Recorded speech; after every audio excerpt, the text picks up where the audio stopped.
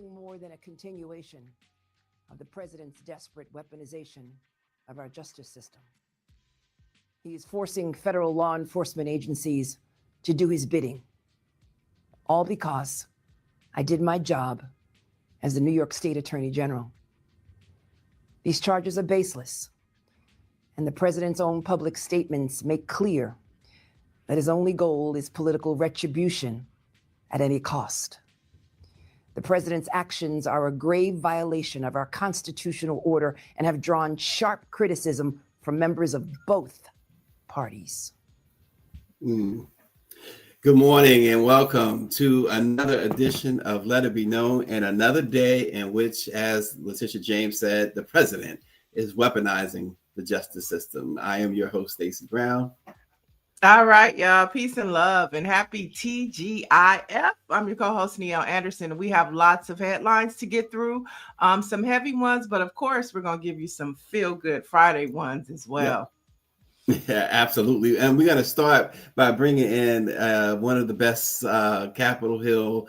I'm not going to say Capitol Hill. I'm going to say one of the best reporters out there, our own Black Virginia News publisher, Lauren Burke. Hey, Lauren. Hey, how are you guys doing? Great seeing you. Good morning. It's great seeing you. Lauren, let's start. Neil, not Virginia, but Letitia James. Mm-hmm. Well, it happened in Virginia. They got the indictment in Virginia.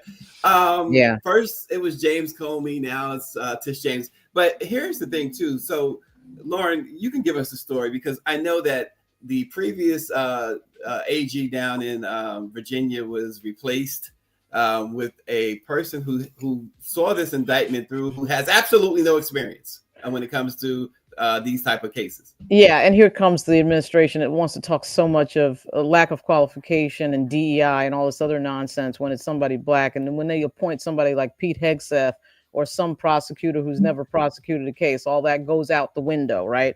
So they're so desperate and craven, Donald Trump is, for revenge, that they've made up another mortgage fraud scenario, which is the same thing that happened to Marilyn Mosby. All of a sudden, if you do something with your mortgage, now all of a sudden it's fraud. This is going to get kicked. It's going to get kicked just like the Comey case. I was outside federal court, actually, in Alexandria for the Comey situation. Don't ask me how a 6'8", 220-pound former prosecutor evaded the media, but he did. I don't know what door he took, but he was out of there. I did get a photo of his attorney leaving, and I'm convinced he was in the back seat, but he took a side door. But at any rate, the Letitia James, he can't stand. Donald Trump cannot stand Tish James. He cannot stand Tish James. And part of their strategy is bankruptcy. You know, let me see if I can have you hiring defense attorneys at $2,000 an hour. Her attorney is Abby Lowell, and get you bankrupt is one of the strategies here. But I suspect it gets kicked on its first or second hearing. I mean, because they just do stuff. Trump administration just does stuff that's unprecedented just so that they can laugh in the background. And there is a Biden appointed judge on this, so I suspect it won't go anyplace. It is so interesting. We're seeing we're just seeing the war, as I said, the war on this country, the war certainly on Black folks, Black women, Black families. How much more, Lauren? And I'm sure Neil has questions too, but how much more? This is probably more rhetorical, but Lauren, how much more can folks take? Well, unfortunately, they're going to have to take a lot more, because there's 3+ years of this left. He's probably going to have 2 more Supreme Court picks. We're probably going to have 2 members of the Supreme Court who retire, and who knows where that leads. There's a strategic takeover of the media happening at CBS, of Trump's allies, at CBS, at TikTok, and at CNN, which I actually think is one of the more dangerous elements of this entire thing. And of course, there's the shoveling of billions of dollars to his billionaire friends, all of whom are either white supremacists or white supremacist adjacent. So you can imagine where that all leads. And frankly, the opposition, the Democratic Party, has got to get real. And I don't know that they've gotten real yet. Yeah, well, I mean, to your point about the media, we know yesterday the War of a Peace plan took over. I watched the news all day, and that's all CNN, MSNBC, Fox News. They all talked about. So I went over to Al Jazeera to find out what was really going on. And what I found was the Palestinian people and the Israeli people were not impressed, because we've known several times that a peace plan has been in motion and the Israelis still bomb. They still bomb the Palestinian people. And Right. so we wake up this morning to find out that the Israeli people had struck Palestine again after the peace plan. And so the best news that we woke up to this morning was that Donald Trump did not win the Nobel Peace Prize. Right. And of course, he only wants to really win that because, of course, President Barack Obama won it. And if somebody black has something, I have to have it. And that started with his bid for the White House, in my view. But yeah, it is amazing the disproportionate amount of coverage that we have for certain region of the world. And looking at polls in New Jersey and Virginia, you know, they always ask the people they poll, so what are your top 3 issues? It's never anything foreign policy. So how, and not even close. And so how this is getting reflected so much on American Airways, I have absolutely no idea. Lauren, how much of this, the indictment of Tish James, the indictment of James Comey, we know the failure to pardon Marilyn Mosby, the forthcoming, Fonnie Willis will eventually be indicted. You know that Jack Smith will eventually be indicted, and others. How much of this lies at the feet of Joe Biden for failure to go ahead? You go ahead. Well, a ton of it. Again, the Democratic Party and another iteration apparently has got to get real. I think that iteration will probably include the governor of California, Gavin Newsom. But, you know, the whole Merrick Garland scenario was a complete disaster. Complete disaster. First of all, Merrick Garland showed up actually because of President Obama, because he was trying to appease Mitch McConnell with some middling, you know, Supreme Court pick. That did not work. And people need to stop playing around. You know, Eric Holder and President Obama, I think they've now finally woken up to the fact that you cannot play with these people. You know, they are all in all the time. And I understand that the Democrats have a significantly more difficult mission, because under their umbrella is so many different disparate groups that have different interests. And effectively, the Republican Party has just become white male adjacent, and really, incredibly to say, white supremacist adjacent. I'm convinced that if Barry Goldwater and Ronald Reagan were alive today, they would faint. I mean, they would absolutely faint at what we're seeing. They lost George Will a long time ago, years ago, the Republicans did. And other Republicans, they've lost Stuart Stevens, you know, what the heck, Rick Wilson. So I do think that the Democrats, though, are the ones that need to wake up. I think they've woken up, but the proof will be in when they regain power again, if they regain power. You know? Well, we've been saying that well for a long time, that the Democrats, I still don't think they've woken up enough to be able to combat what this well-oiled machine that we know as the Trump plan is pushing out. Where are the defense to? We're talking about Letitia James. We're talking about, where's their statement? I know that the Congressional Black Caucus released a statement, but what about the Democratic Party? They are always slow to the draw in responding to what is happening. And the Trump plan is just throwing it out. And they're just sitting with their hands tied. Well, to your point, though, I'm sorry, Lauren, but to your point, Miel and Lauren, certainly want you to speak to this. Is down in Virginia. I and Greer were talking about the AG's race down there. That to me, and you can explain to folks what that's about and what has happened, but that to me signals, Miel, that the Democrats haven't fully woken up. Well, it's an open question. I'm about to do a podcast on Black Virginia News about this general question. What do the Democrats believe in? What does the Democratic Party believe in? What are the core beliefs of the Democratic Party? You know, whether we agree or disagree with the Republican Party, we know what their core beliefs are. I mean, we know, and they're not trying to hide what their core beliefs are. But on any given topic, with the exception of public funding for public education and healthcare, which I do think the Democratic Party effectively message and effectively protects from their strategic vantage point, you don't know how the Democratic Party will land. And that is sort of being borne out in the race for governor and the statewide races in Virginia, where we have a controversy around the attorney general candidate, who is the 36-year-old scion of 2 Black judges and a historic grandfather in Virginia, Jay Jones. He is really an example of Black aristocracy in Virginia, to be honest. And so he was a member of the House of Delegates. He's running for attorney general. And so late last week, it was revealed that he had written some text messages to a friend of his that are controversial, that go to violence. Ironically enough, his opponent, the sitting Attorney General of Virginia, Jason Miyares, had been calling him Soft J. Jones for the entire campaign. Well, if you saw the text messages, you wouldn't think he was soft at all. At any rate, the Democrats have a decision to make. Do you throw your Democratic nominee under the bus, which is what they're doing? I shouldn't say they. The top of ticket, Abigail Spanberger, is doing. But other Democratic constituencies in Virginia are not doing. They are reaffirming their support for Jay Jones, but there was not a full-throated endorsement by the top of ticket, which is important, Abigail Spanberger, who should be winning by about 10 points over the sitting lieutenant governor, Winsome Sears, who is a Republican nominee. So blah, blah, blah. What that all means is the Democrats have to figure out that what's going on in the background, which can be very easily defined as fascism and totalitarianism, is more important to fight than your own AG candidate in Virginia. I mean, they've got to somehow figure that out. And it goes to the question of what exactly do you believe in? What do you believe in strongly? And Abigail Spanberger is running a campaign where she doesn't want to piss off, quote, white moderate voters who may vote for her and may have voted for Donald Trump, and therefore is being very cagey about whether or not she will support the nominee for AG on her ticket, who happens to be an African American. Yeah. Too many. It's just too.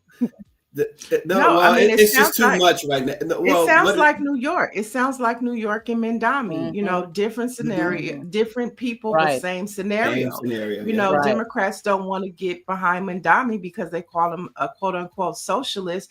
But maybe this country is evolving, and you have to listen to what the people are saying. And the people in New York are saying, "Let's go, let's get it, Mendami." And you have this party that will not, Hakeem Jeffries, people are looking to him, especially Black people are looking to him to do something or say something. Well, this is a core belief question. And one of the problems that is corrupting in our politics, both to the right and the left, is money. And so to the point of Hakeem Jeffries, so much of his influence is coming from AIPAC. Right. And as somebody who has a family house that's in Brooklyn, where he grew up in Crown Heights, it's in Yvette Clarke's district, the house, but still I know the territory really well.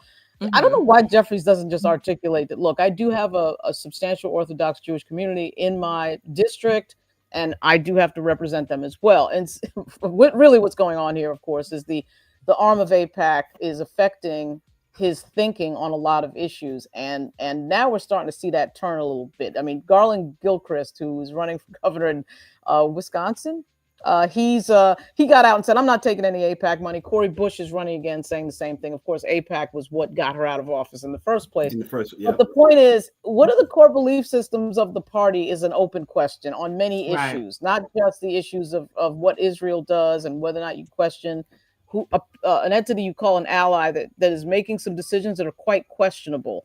Then on the Mondami thing, and I've said this to Jeffries, how is it that you're not endorsing somebody who's talking about affordability when you're talking about affordability every day? You're talking about affordability every single day. That's what Mondami's talking about, and it's taking you forever to support that. The reason it's taking him forever is corporate influence, campaign money from AIPAC, pressure from a certain lobby. I mean, that's what it is. But if you believe in something, you believe in it across the board, it shouldn't be difficult. But the Democrats get wrapped around the axle on all sorts of things, and it's very hard to figure out what exactly the core beliefs are in that party right now. And speaking of Hakeem Jeffries, a video went viral last couple of days of a press conference with several other Democrats. You reported on it. It was with Congressman Michael Lawler. What exactly happened? And he actually told him shut your mouth. What happened? Yeah, so Michael Lawler decided to confront Leader Jeffries outside of a press conference that happened at 2:00. Usually what happens with that is he just walks back to his office. What that was connected to another incident that happened the day before with Speaker Mike Johnson, the Republican speaker, in the hallway, where some Democratic members had come up to him and asked him a bunch of questions about the shutdown, and the media was standing there and it went viral and all this. So then Lawler figured, let me be cute and do it to Jeffries. Well, he kind of picked the wrong person to do it to, because Jeffries wasn't in the mood. Lawler tried to talk over him. It's worth noting that Lawler is likely to lose his election in New York. He's in a close seat anyway. He was going to run for governor, then he didn't run for governor. which in New York is hard for a Republican to run for governor unless you're a moderate. And anyway, he confronts Jeffries, and Jeffries got some pretty good lines in there. Are you making a video for your next failing campaign? And, you're talking over me. You need to keep your mouth shut.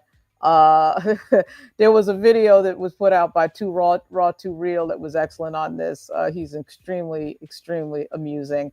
And that is the type of thing that the Democrats have been asking for from their leadership for a long time, for a fight. And so Schumer put out a video the day before. And for a guy in his 70s, it was pretty good. It was well edited. It was well put together. And so those tandem things that happen represented to a lot of folks on the left that want to see more fight in their leadership. Oh, here they're showing up. So Jeffries, that was an unbelievable video. It usually does not happen. He usually walks out and talks to the media on his way out and then goes, into the back. And so for Lawler to pull that, Lawler's another New York representative. So Jeffries knows him, but Lawler's a bit of a character. So that he kind of got played. He kind of played himself there. But I also think that Hakeem Jeffries also missed a mark because he also talked about how he wanted to debate about the shutdown with Mike Jones. And I think that was an opportunity for him to also push back and say, I don't even have any comments for you. Tell Mike Johnson to meet me on the floor. And that's what I'm talking about. Sometimes as Democrats, we get caught up in their plays. When the bigger play was to push back and say, I don't have time to talk to you. Tell Mike Jones to come and talk to me. And that's where the Democrats need to beef up their communications department and get some people in there that can help them push messaging at a stronger and higher level. Because although we're talking about that, because I brought this up yesterday, everybody else has no idea that happened, and Hakeem Jeffries still looks like who he is. The communications for the Democrats needs a complete overhaul, and it was Tyler Cohen. He is really good online. He has created something to do that called Chorus, and Michael Tyler Cohen. He's really very good online, and his account is blown up. And the Democrats should fully embrace that. Instead, we've got Taylor Lorenz writing stupid articles and Wired about how what he's doing is problematic. What he's doing is what the Republicans have been doing for 3 decades, and they've got to get organized on their messaging or they're going to continue to lose. Because even though if you look at the polls, most people agree with the Democrats, because they're unable to message it never comes out the right way. So you cannot fight this game without understanding the current communications environment, which for the Republicans is built on a house of lies and misinfo and disinfo. And you have to be able to fight that, and you have to put millions of dollars in to do it. The Democrats so far have not done that. They're just starting to wake up. We're starting to find ourselves in meetings, and we did during CBC week, on and off the record with members of Congress asking about strategics in that area. Yeah, they're asking about it, but they're not putting the dollars behind it that they put behind the other media outlets. And that's problematic as well, because they always want to tote that Black people and Black media are the backbone to how they survive and win. But when it comes to the dollars and you reach out to the DCCC and say, hey, you want to do some collaborations? And they fall flat on the money, but they'll try to send you everybody over here, but they don't want to put the dollars back behind what they're saying. And that is very problematic. Between the people who have the bag and the people who are making decisions that needs to get fixed. To your point, that's accurate. Yeah. Lauren, we appreciate you so much. Not yet. We unfortunately got to go. But this is proof that if you want to have a informative political conversation, Lauren has to be a part of that. Thanks so much, right. Lauren. Lauren Burke, check out Black Virginia News, and of course her columns and her articles on blackpressusa.com as well. Thanks, Lauren. I think she Thanks. I'll see you soon. If I didn't have an appointment at 9, I'd stay longer, but I'll see you next week, maybe. Thanks a lot. Absolutely. Bye-bye. Have a great weekend. See, this is what Black women do. Neo trying to kick me aside and say, no, keep Lauren. There's so much we can talk about. It's so much. Yeah. Like I said, you really, if you want to have a robust political conversation, if Lauren's not in it, then it can't be but so robust.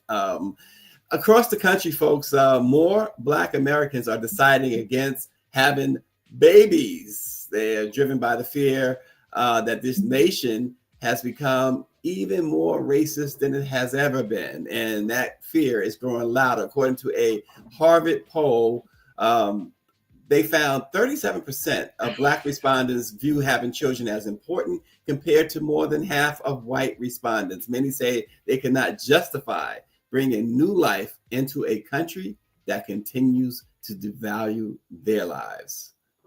Yeah, I think also too the family structure is destroyed, and what it takes to make a family has disappeared, which is important to the evolution of people, right? Mm. And so when you have, people doing it on their own, maybe they grew up in a single parent household, or maybe, just whatever the situation is, you have, like myself, just so many independent women out here, and it's just hard to find that family structure. I think if we had more of a family type community, mother, father, growing up, getting married, that's just out the window. That's just gone. Well, also, and you're right. The Harvard poll though did look at married couples exclusively, and they're like, Black folks are like, this is too dangerous of a world. Dr. Joni says it's less safe for Black pregnant women to deliver safely babies. That's another part too, Niall. We talked a lot about maternal mortality. Now you got Black women afraid to go that far. They're afraid to get pregnant because they know that there's a good chance that they're not going to get the care they need. Yeah. And I mean, a lot of people just want to be single now. Mm-hmm. The concept of love is far and few, and so, I mean, I think there are a lot of factors that go into that. And so, this will be 50 years from now. It will be interesting. Most of us probably won't be here. But it'll be interesting to see what life is like 50 years from now, based upon the trajectory that the world is going in, Yeah. I just thought, and you're right, but I just thought that it was really interesting that these married folks are expressing that we would like to have kids, but we're not, because this whole the way this world is right now, the way this country is, we don't want to bring a Black child into this world. Well, I mean, even that, there's another statistic going around, and I don't want to misquote, but I think it's like 1 in 4 women consider themselves lesbians or bisexual. And so, you have this whole difference of what sexuality is and how people identify. And so that is also pushing that narrative too, whether we want to talk about it, Black men down low, bisexual, gay, just the way things used to be are not that anymore. And you have a huge huge queer community. And that's part of the factor too. They don't want to get married to a man or a woman, which is fine. Love who you want to love. But I think that also plays into when we talk about the traditional family, the traditional husband and wife, that concept is just out the door. Yeah, and again, Mike V says childless folks well into their 50s is a thing. It's true. But again, as Dr. Joni brings out, this specific poll was married couples, and they don't feel safe having babies, let alone all these other factors. And that's really, I think that's the message that they were trying to get across, that folks just feel that it's just too dangerous to bring Black children into this country, into this world.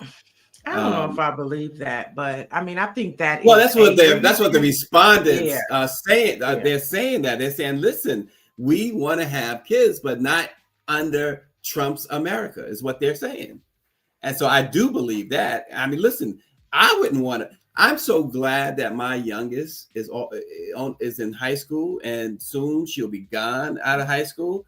I'm so happy. I'm afraid for my grandkids, but I'm so happy that I don't have to raise a child under what we now see. And this is what these respondents are saying. Those other factors that you're mentioning, I totally get and understand, because there are many surveys and polls that absolutely spell out what you were saying. But this particular one, it caught my attention, Niall, because these married folks who saying they want kids are saying, I'm afraid because of the racism, and how my child might be treated, and that type of education my child might receive, or lack of education, et cetera, et cetera. Yeah, I know. Big Cheese says 56% of Black men in the United States are single and childless. Mike V said childless folks well into their 50s is a thing, Stacy. Big Cheese says we are living the single life. Dr. Joni says the specific poll was married couples and they don't feel safe having babies, let alone all these other factors. And then Dr. Marilyn says, I would have never imagined that gender would be so confusing. And then Michelle Madison says 50 years from now, men will be replaced by robots. Women will have babies by them. Oh wait, Mike B has another one. Yeah, what about involuntary celibate folks who can't find a suitable partner? Those pop the balloon episodes say a lot. Ooh. Okay. They're in the chat about this right here. Because you know why? Because I think a lot of people feel it, and it's not that you didn't want a family or you don't. It's just that it just didn't happen, just based upon what is happening in the world and how we're evolving as a society. Yeah. Back in the day, like in my grandmother's days, and I think in our parents' days, that was the thing. You go to school. Back in the day, women went to college to find a husband. It wasn't about the education. It was to find a husband. That has since evolved to where women are the highest degree, Black women in particular are the highest degree ethnicity in the country. And so somewhere down the line, which is designed by systemic racism to break up the Black family, all of this has played a part into where we are today, including this study on married couples. Yeah, and so I was taking a peek at when we talk about finances, going back deeper into that study. These are people who are considered either middle class or above middle class wages. So for them, it is about the safety of their children. So I just wanted to point that out. I wanted to go back and listen to that, or look at that, I should say. So also this weekend, a big weekend in the DC area, Taraji P. Henson's Boris Lawrence Henson Foundation, in partnership with Prince George's County Council Chair Edward P. Burrows III, will host the 5th annual Can We Talk? It's a multicultural arts and wellness summit that will take place at National Harbor. It coincides with World Mental Health Day. It's a 3-day event, and it will celebrate culture, healing, and community. It includes so many, including appearances by Megan Thee Stallion, Sherry Shepherd, Abby Phillips, and others. So it's a big weekend there on mental health. We know Taraji has been a huge advocate for the mental health community, if you will. Yeah, definitely. Uh-oh, we lost you. Hello, can you hear me? I can hear you. There you go. Can you hear me? Yes. Okay, yes. cool. Wait, I can't hear you now. Uh-oh. I don't know what happened there. I'm having mic problems. I'm going to go out and can you talk, Stacy? Yes, absolutely. I'm going to go out and go back. So Taraji, Sherry Shepherd, like I said, Abby Phillips, Meg Thee Stallion, Dr. J. Barnett, Lisa Bidell, and others. This is an event that it's basically a lot of folks around the DMV area has been talking about for some time now, and breaking the cycle. Mental health has been something that, as we know, specifically in the Black community, it has not been talked about enough. So we still having some technical issues, Niele. I can't hear. Can you talk? I can't hear you. Yeah, okay, we can hear you. I can hear you now. Okay, great. I just had to disconnect the microphone and just do the computer thing. Okay. I'm sorry about that. That's okay. There's always been that stigma, Niele, when it comes to mental health, and specifically in the Black community. But things like this kind of helps people just to say, hey, if Taraji can talk about it, if Meg can talk about it, if Sherry can talk, then so can I. Yeah, for sure. 100%. Sounds like a great event. And we need more healthy brains out here, starting with the Republican Party. Yeah. Yeah. And you will drink to that, huh? So folks, switching gears, Drake is still not like us. A federal judge has dismissed his lawsuit, his defamation lawsuit against UMG over Kendrick Lamar's smash hit, Not Like Us. Neil, you kind of knew this was coming. You had to believe that he didn't really have a case here. Well, I mean, he loses again. He lost the battle, cred, and now he's lost the lawsuit. And I know we talked about this last night on the show, and it's just like, can Drake redeem himself from this? Like, can you listen to a Drake song the same after all of this? See, right, and so we old school. Okay, I'm old school, and so back in the day, if you had a beef, you battled verbally. Right. This didn't go to courts, and you in your feelings enough to sue your record label, sue the opponent. These, even Sinead was saying yesterday, we was talking about Cardi and Nicki, and even she was saying, the thing about modern day rappers, and I'm sure Kendrick does not fit this bill, because I could see Kendrick doing this, but they don't do that. It's like back in the day, LL had a beef with Kumo D, and they went toe to toe. Of course, LL took them out, but they went toe to toe. Others had beefs, they went toe to toe verbally. Right. This guy, Drake, who, like you said, his credibility was always rocky in the first place. Now he loses all credibility. Suing? He just seems so soft. He just seems so soft. Like, he stopped following LeBron James because LeBron James danced to Not Like Us. I mean, it's just that, get you some thick skin. Hip hop is not for the faint. It shouldn't be. Take a play from Cardi B. She told Nicki, "Where are you? Forget all this.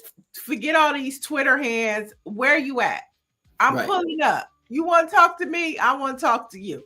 I mean, that's what we want in hip hop. Now, we don't want any altercations, but respond with your pen, respond with your producer, and get in the booth. If you feel like you took an L, then come back and give another one. I mean, or just squash it like Jay-Z and Nas. Now, Nas is competing for casinos in New York. You know what I'm saying? Yeah, the game is right, much higher, right? Exactly. Elevate your game. Don't be a wussy in hip hop. He took the wussy award. I mean, come on. You talk about when he filed these lawsuits, because he filed a couple of them. I was even thinking, you got to be kidding me. I wondered what the old heads was thinking about that. The whole idea. Oh man, you diss me. What? Get out the game. Right. Exactly. It's a wrap. He's not like us. He's not like us. No, he's not. He's not.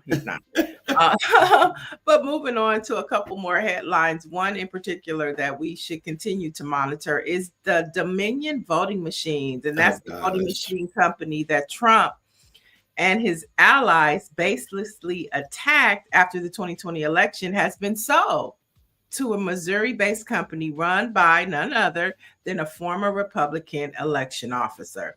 Now, several news sources are reporting that this is the same company that sued Fox for $800 million to avert a trial that the network promoted conspiracy lies about the 2020 election. Now, Dominion is one of the biggest election equipment providers and was used by 27 states during the 2024 election. So we can see Donald Trump is still stacking his cards, right? We know that he's doing the redistricting, right? Yeah. We know that he kind of runs the election committee run by the federal government. And now he has the ballot boxes that we use to vote in his pocket as well. I don't think he's going anywhere, Stacey. That's the thing. He didn't plan. He never planned to go anywhere. Kamala Harris told you he wasn't going to go anywhere. But also you don't do a $250 million addition to the palace, the White House, if you plan on leaving. No. You just don't, unless I'll say this much, unless you plan on passing it down to your kids. And I think this goes back to the Democratic Party. This is a huge talking point for them to raise the alarm. Something is not right. He's doing the redistricting. He's taking over Democratic-led cities, which is in an effort to really enact martial law. 100%. And now he stole the ballot boxes. He is stacking the deck. And we were just talking about, where are the Democrats? This is a talking point for them. Donald Trump stacks the deck to not leave office. Are you prepared for Donald Trump to stay in office eternally? Where are your talking points? Yeah. Show what's happening in this nation. 27 states. 27 states. Yeah. And of course he has martial law in his back pocket. And he has more states doing redistricting. He is stacking the deck, y'all. And I don't know who's going to let the people know, because it's surely not the Democratic Party. They ain't saying shit. And this is huge. I mean, to me, this is like one of the big. Donald Trump wants to go back to paper ballots. When I saw that, I said, well, let's just start counting jelly bean shit. You know what I'm saying? Like, he is really stacking the deck, and everybody over here looking like, oh, he got a peace plan. Man, turn to Al Jazeera. And I want to say that to all of our listeners. If you ever are in doubt what mainstream media is saying, go to Al Jazeera. Go to these other country news outlets and see what they are saying. Because 9 chances out of 10, you're going to look at what's happening in the U.S., you're going to look at what they're saying, and then you're going to find the truth. And you're right. Well, I've noticed, which fascinates me to no end, that other countries' news outlets are calling out the racism of Donald Trump and his people. And they racist themselves. Right. It's fascinating. It's just so many distractions. Many distractions. But in more news, as a counter programming to the Super Bowl planned, but Bad Bunny performance turning point, the organization that was led by Charlie Kirk has announced that they are doing their own halftime performance. Now on X, they posted, it's true. Turning Point USA is thrilled to announce the All-American Halftime Show. Performers and event details coming soon. So I think this is brilliant, because they're going to get smacked in the face. They're going to really find out who America is with this. The idea that somebody from Puerto Rico is not a U.S. citizen, right? It's the idea, but they're telling you that essentially he's not. They're telling you that he's not a U.S. They're telling you that somebody who speaks Spanish, right, shouldn't be in this country. Puerto Rico is part of the United States. I hate to break it to you. Who's gonna tell him? It's like, maybe they need to tell them in Spanish, because they don't understand English. They're mad at this young man simply because he said he was not doing concerts in the U.S. because he didn't want his fans, a heavily Hispanic Latino audience, to be subject to ICE. And he wasn't talking about illegal people. He's talking about U.S. citizens. He's talking about Puerto Ricans. He's talking about others who are here legally. They've been snatching up legal people who are here legally. And he's talking about those people. And y'all mad. Because why are you mad? Because your plan all along is to get all of us, legal or not, out of here. Right. I mean, and even if he didn't come over here, the fact that he is Puerto Rican, I mean, I think that's just the problem. And that once they find, still some of them haven't even realized that he doesn't sing in English. Some of them are really going to find out at the Super Bowl, because that's just how slow they are. That he does not sing rap, reggaeton, or whatever in English. as Patricia Jackson says, so ignorant, but if they don't want to watch it, fine. So incredibly foolish. I know. I don't know what he's gonna be saying, but I know I'm gonna be saucing and doing everything else. I'm gonna give him the ratings, and I can't wait for Turning Point to find out who America really is, because that is going to flop bad. Well, but will you know it for sure? Because we'll know. Well, wait. Because he has all the mainstream media in his pocket, and you know, I was in the other day. And Greer's talked about this. I think you talked about this. You go into these barbershops and doctor's office, and they got Fox News on. The guy who's cuts my hair, he says he was pissed off because the guy who owns the shop for some reason puts on Fox News, and you're getting this information, all of this misinformation, and that's why you have these idiots even on that put in our chat some stupid stuff. Because they look at that stuff and that's what they take in, and they are galvanized by it. At least they feel like they're being told the truth for some odd reason. And so what I'm saying is Trump has control of mainstream media, and that mainstream media will lie and tell you, oh, Turning Point's halftime show was great and it did this and it had that's what I'm saying. But most people don't even watch linear TV anymore. And there's a new Pew poll out that says I think it's 1 in 4 people get their news from their cell phones. Mm-hmm. I mean, that's how we know what's happening to the Palestinian people. That's how we know what's really happening at Trump's rallies when the crowds are small. That's how we know what's really happening in the White House, because people are turning on their phones and giving us the news. You have people like, look at Don Lemon. Don Lemon has literally had to reinvent his journalism career. Mm-hmm. And he has had to come off the anchor desk and really get in with the people, and it is working for him. So I think at the end of the day, Stacey, we will know. You know why? Because people of social media are on the task force, and Don Lemon might be there, get the scoop for us, because our eyes are going to be paying attention to that. And if the mainstream media doesn't report it, you're going to find out the truth on social media. Well, there you have it. and Orangey, yes.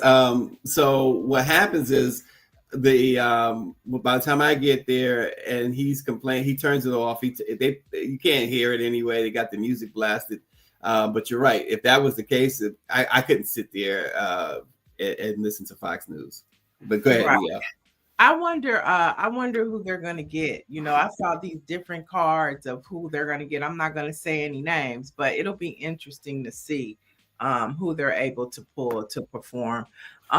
In more news, Angel Reese is checking off a box on her wish list. Now, the basketball star and Victoria's Secret announced she is a Victoria's Secret angel. Now, she posted on IG, "I'm finally getting my wings. I'll be walking the Victoria's Secret 2025 runway show for the first time. It feels like destiny."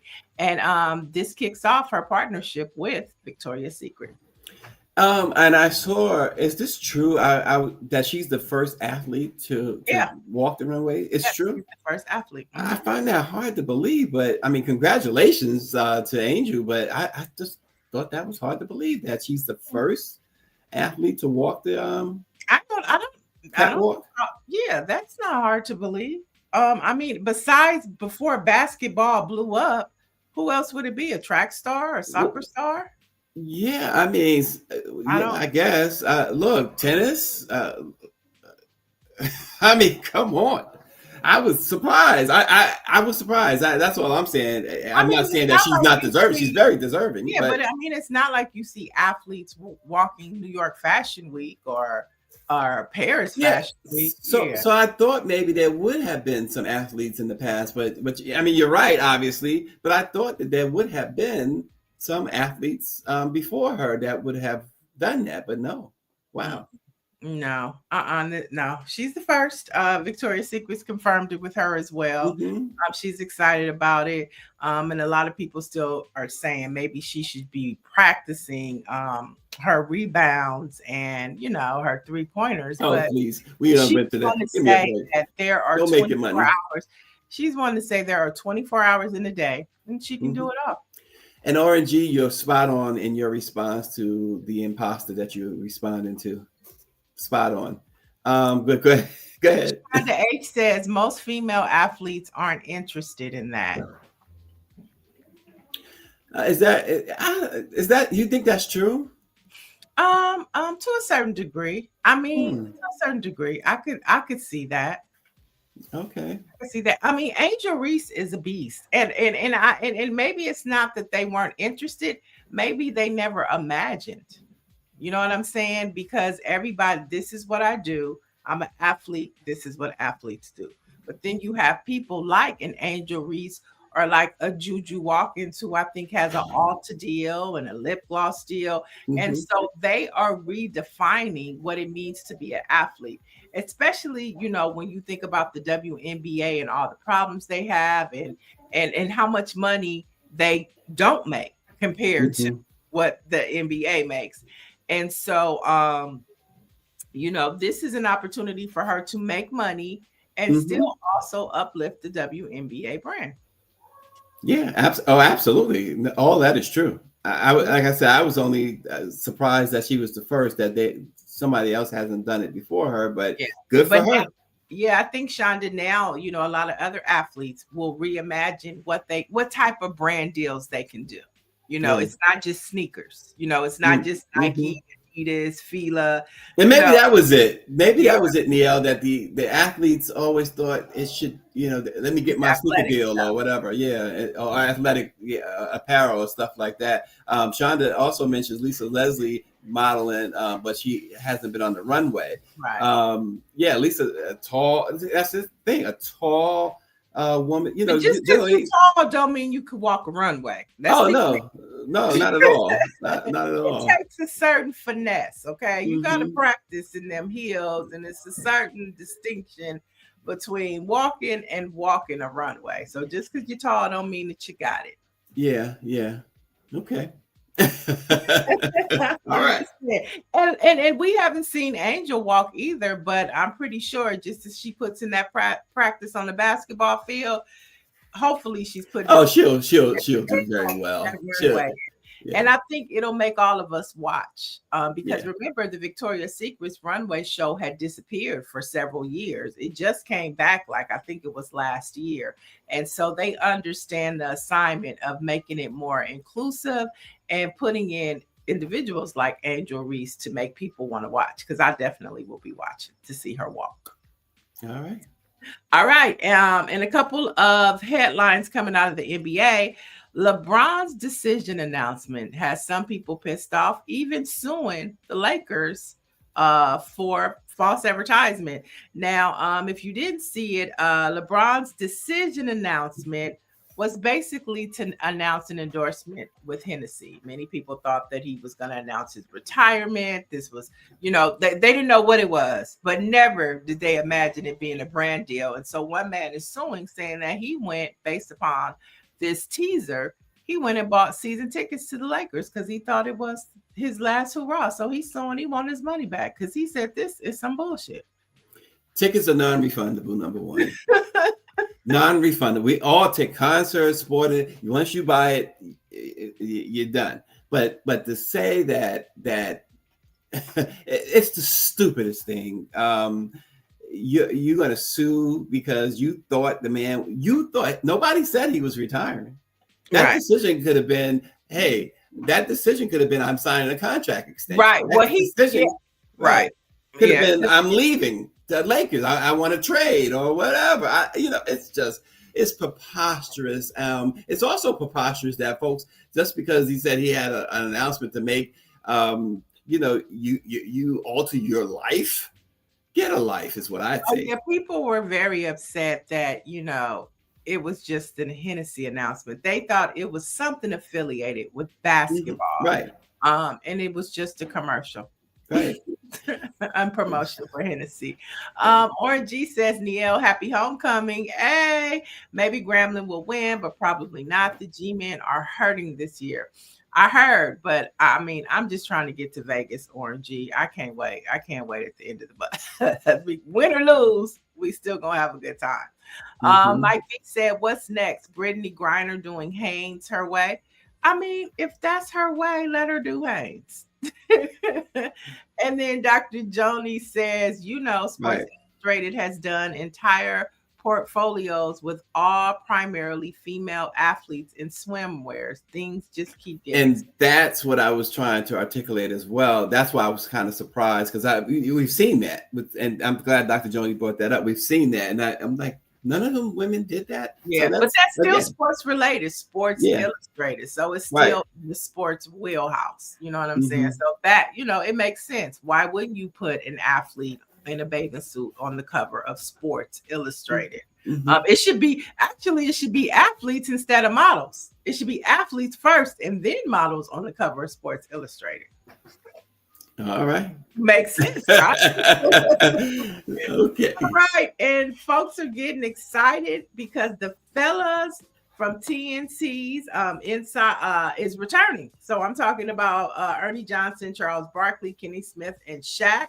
They will make their debut as Inside the NBA on ESPN on October 22nd and 23rd. And the crew will be featured on pregame shows both nights of the kickoff, as well as a post-game show following the double headers. And so I know a lot of people were concerned about where would the fellas be going, but they are gearing up to head on over to ESPN. So you're still going to get your laughs, your jokes, and some great basketball commentary. And none of it means a hill of beans. I mean, I don't know why people get so you're not watching your team or the game because of Charles and Shaq and Kenny and Ernie. You're just not. But some if people you are, like that. But it's the commentary that they bring and the culture conversations that they provoke in their show that people love. And so they're happy that they're still going to continue that, and they still get that as they watch their games from home. I think that's what it is, the culture conversations that they have. Folks just need a life. I'm telling you, it's hard to get a life, isn't it? It's just hard. Why do you say that? It's like, if that's driving you watching it, then hey, more power to you. I go to the game. Like what drives people to watch the news? Their favorite voices. You know what I'm saying? There's nothing newsworthy there. It's like, from them, they're giving you their commentary, but not just their commentary. What I find with many of these folks, they give you their opinions on something, and it's not necessarily factual, right? I mean, they are retired. They're retired. They've been and all of them. It's been so long since they put on a pair of sneakers and got on the floor. They're out of touch.